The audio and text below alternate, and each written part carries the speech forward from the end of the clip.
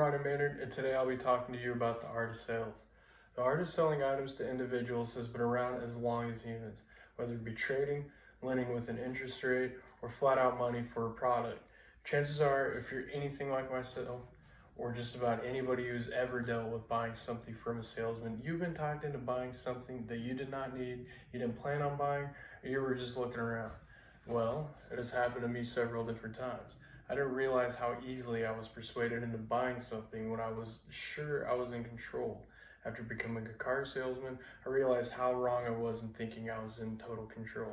Since becoming a salesman, I've been taught the art of profiling, creating urgency, being able to make educated suggestions that steer people in the direction of a vehicle that they may not have known they wanted.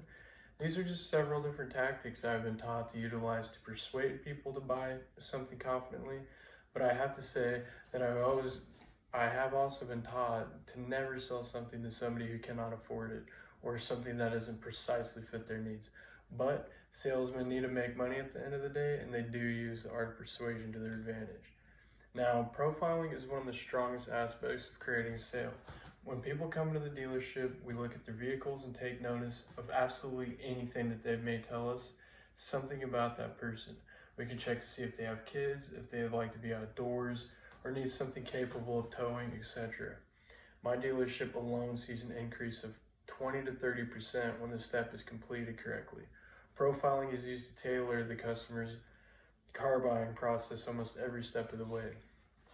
Creating urgency is a tool that is often overlooked. It creates deadlines and the fear of missing out.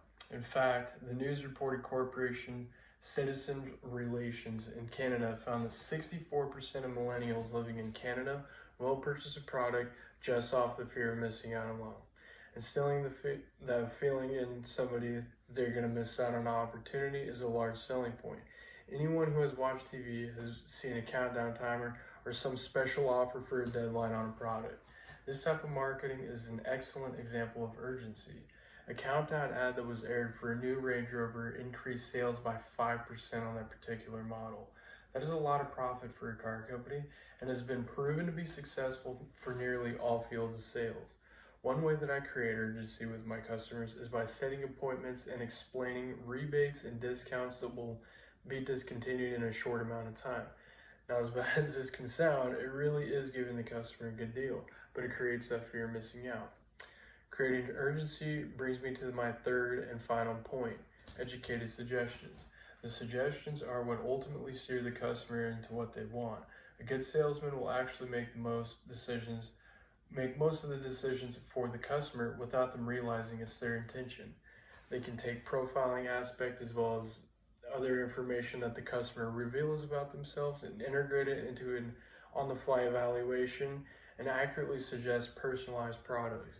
In 2018, new Epsilon research indicated that 80% of consumers are more likely to make a purchase when brands offer personalized experiences, and that 90% indicated they actually find personalization appealing.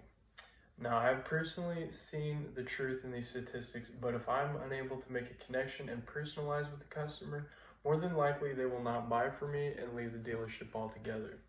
So, in conclusion, the art of sales is extremely dependent on getting personable with customers, understanding customers, creating the sense of urgency so that the customer will buy now instead of later or altogether not buy at all.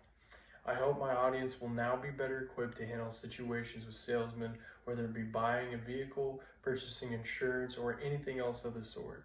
I hope that I've conveyed a silver lining that shows at the end of the day the salesmen are there to make money and that people should take time to evaluate their options and not to buy early or make decisions too quickly.